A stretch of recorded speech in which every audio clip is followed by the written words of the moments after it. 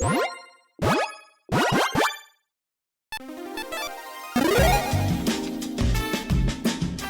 and welcome to the Commander's Quarters. I'm your host Mitch, glad to have you here. Here at the Commander's Quarters, we're all about Commander on a budget. Today we have an episode of Crushing Quarters. On episodes like these, I build a deck with the smallest of budgets. Outside the Commander, every single card in this deck has to be 25 cents or less at the time of this recording. At the end of the episode, you'll still see that overall deck cost with the shipping included as well as the Commander. Decks on this channel are built to be fun, inexpensive, and focused. If you want to learn more about what a focused Commander deck is, check out this video here. On this deck tech, I'm going to take you through its strategy, the tactics, and how this deck wins. This show and episodes like this one are possible thanks to viewers like you. If you're looking for an easy way to help support this show, make sure that you like, share, and subscribe. Also, hit that bell notification icon so you don't miss any new episodes. And while you're at it, subscribe and review our podcast as well. You can also go check out our playmats and other merchandise at thecommandersquarters.com. Another easy way to support this show is with our TCGplayer affiliate links. So whether you're buying a deck or individual cards, you can use this general link right here or one in the description. And the final way that you can support this show is by supporting us directly by becoming a patron. There are many benefits to being a patron, and I truly couldn't do this without all of their support. Today's Crushing Quarters Commander is Bosh Iron Golem. Bosh is a 6/7 Golem with trample that costs 8. It has to pay 3 and a red, sacrifice an artifact. Bosh Iron Golem deals damage equal to the sacrifice artifact's converted mana cost to any target. So Bosh just basically wants to chuck artifacts at everything. The bigger the converted mana cost is, the better, and the more damage that we do. Now we can target planeswalkers or creatures if we need to, but smashing some face with some artifacts is a pretty good idea too.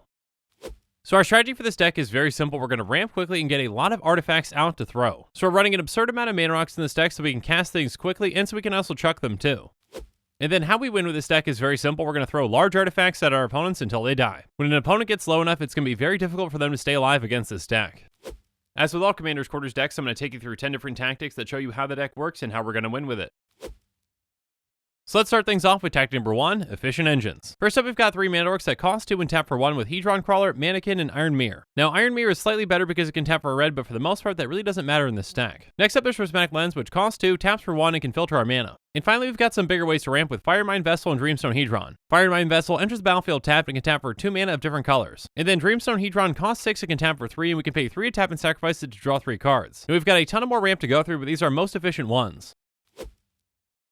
But with this kind of a budget, we'll take what we can get, so let's move on to tactic number 2, quantity over quality. First up, we've got Power Stone Shard, which taps for 1, and Pristine Talisman does the same, and we also gain 1 life. Next up, we've got 3 mana rocks that tap for 1 mana of any color with Manalith, Spectral Searchlight, and Vessel of Endless Rest. And then when Vessel of Endless Rest enters the battlefield, we put target card from a graveyard on the bottom of its owner's library. Next up, we've got 2 mana rocks that can turn to creatures with Fountain of Ichor and Cultivator's Caravan. This can come in handy in certain situations if we really need a blocker. Next up, there's Mana Geode, which can tap for 1 mana of any color, and when it comes into play, we scry 1. And then Seer's Lantern can tap for a color, so we can pay 2 to tap it and scry 1. So this might not be card advantage, but it does help us with card selection. Next up is Araska Relic, which has Ascend, can tap for a color, so we can tap and sacrifice it to gain 3 life and draw a card, but we can only activate this ability if we have the City's Blessing. And then Magnifying Glass can also tap for a color, so we can pay 4 and tap it to investigate. So if we've got some extra mana lying around, we can make some clues with this. And then we're running Hierophant's Chalice, which when it comes into play, target opponent loses 1 life and we gain 1 life, but it can tap for a colorless. And finally, there's Cryptolith Fragment, which comes into play tapped, and we can tap to add 1 mana of any color to our mana pool, and each player loses 1 life. And at the beginning of our upkeep, if each player has 10 or less life, we transform Cryptolith Fragment. It transforms into Ore of Emrakul, and when it attacks, each opponent loses 3 life. Now keep in mind that all these mana rocks not only ramp us, but they can also be sacrificed too. But let's touch on some things though that actually benefit us when we sacrifice them.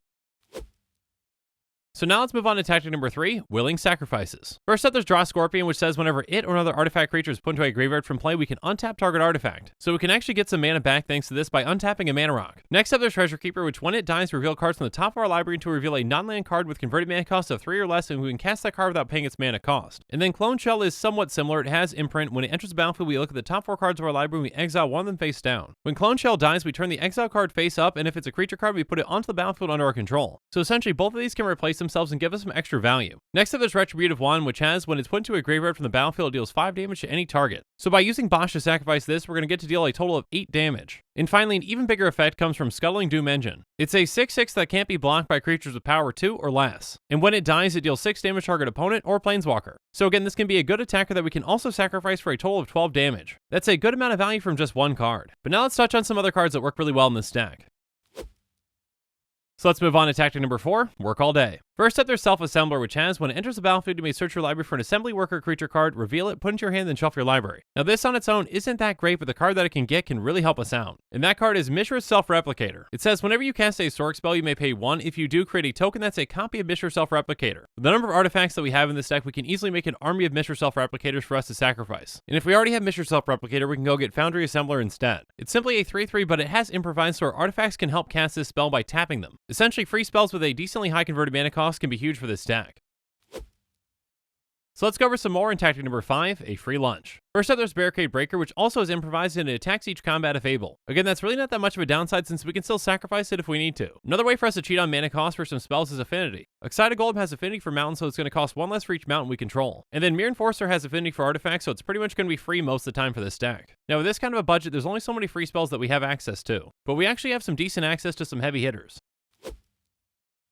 So let's move on to tactic number 6, Big Beaters. First up, there's Beast of Burden, whose power and toughness is equal to the number of creatures in play. Against the right decks, this thing can be a huge threat for just 6 mana. Another big threat that mana cost is Demolition Stomper. It's a 10/7 vehicle that has crew 5 and it can't be blocked by creatures with power 2 or less. So this is a heavy hitter that can't be chump blocked. And then there's Mage Ring Responder, which is a 7/7 that doesn't untap during our untap step, but we can pay 7 to untap it. But it also has, whenever it attacks, it deals 7 damage to target creature defending player controls. So this can be a great removal spell that we can actually just chuck at someone after we're done using it. Next up, we've got some great blockers with Darksteel Sentinel and Darksteel Gargoyle. Both are indestructible, so they can just sit on the field until we need to sacrifice them. And finally, we've got some token makers with Triskelivus and Pentavus. Both these can essentially remove counters to make tokens. And the tokens that Triskelivus creates, we can actually sacrifice for damage. But we're also running some great utility artifacts that can really help us out. So let's move on to tactic number 7, leave or stay. First up, there's Skull Cage, which says at the beginning of each opponent's upkeep, Skull Cage deals 2 damage to that player unless they have exactly 3 or 4 cards in their hand. This is just a great source of damage that can reduce life totals throughout the game. Another one is Godpharaoh's Statue, which is going to tax our opponents for 2 for each spell that they cast, and it says at the beginning of your end step, each opponent loses 1 life. So this can really throw a wrench into our opponent's plans while taking their life totals down. Next up, there's Icy Manipulator, which by paying 1, we can tap it to tap target artifact, creature, or land. This is just a very flexible artifact that can help us out in a lot of situations. Next up, there's Meteor Golem, which when it comes into play, we destroy target non-land permanent and opponent controls. Being a mono-red deck, there are some permanents that are just harder for us to deal with, and this can really help. Next up, we've got some ways to protect our commander with Herbal Poultice and Joyr's Toolbox. By paying 3 and sacrificing Herbal Poultice, we regenerate target creature. And Joyr's Toolbox lets us pay 2 to regenerate target artifact creature. But we're also going to need some ways to keep things going.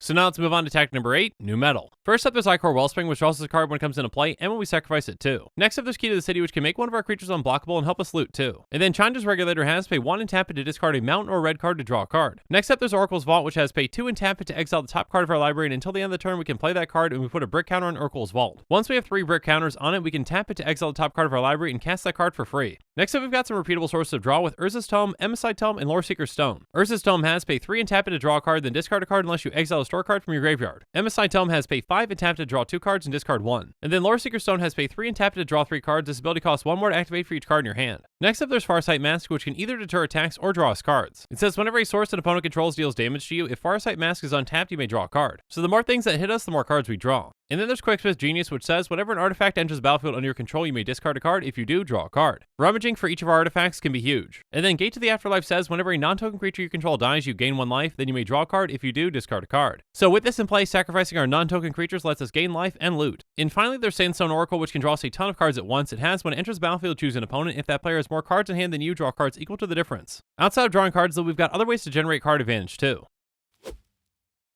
So now let's move on to tactic number 9, Scrap Metal. First up, there's Conqueror's Galleon, which when it attacks, we exile at the end of combat, then we return to the battlefield transformed under our control. It transforms into the land, Conqueror's Foothold. We can tap it for a colorless, we can pay 2 to loot, we can pay 4 to draw a card, or we can pay 6 to recur a card from our graveyard. Next up, there's Workshop Assistant, which when it dies, we return another target artifact card from our graveyard to our hand. And then Salvager of Ruin has sacrifice Salvager of Ruin, choose target permanent card in your graveyard that was put there from the battlefield this turn, return it to your hand. But the best form of recursion that we have comes with our Golden Pig of the deck. The Golden Pig is going to be our number 1 card out of our 99. And the Golden Pig for this deck is Pia's Revolution. It's an enchantment for 2 and a red and says whenever a non-token artifact is put into your graveyard from the battlefield, return that card to your hand unless target opponent has Pia's Revolution, deal 3 damage to them. This is an absolutely brutal card in this deck. This can either help us get back a ton of artifacts or help us deal a ton of damage. Most of the time, we're going to keep choosing the opponent with the lowest life total. There's only so many times that they can take that damage from Bosh and this and stay alive. At a certain point, they're just going to have to keep letting us get those cards back, and we can just use those to take down our other opponents. The amount of value and damage that this can put out in this deck is absurd, and that's what makes it the Golden Pig. But now let's talk about how to close out the game.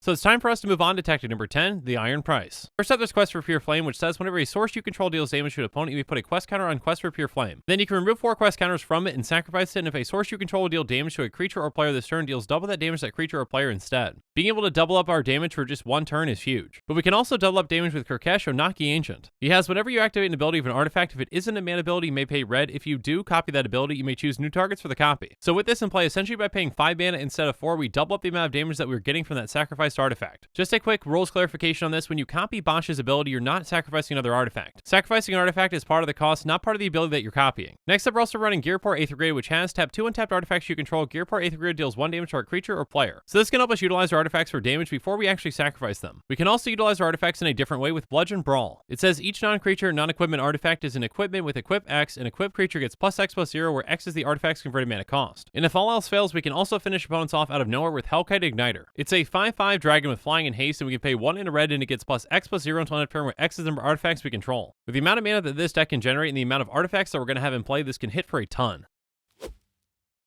But now that we've gone through the spells in this deck, let's go on to the mana base.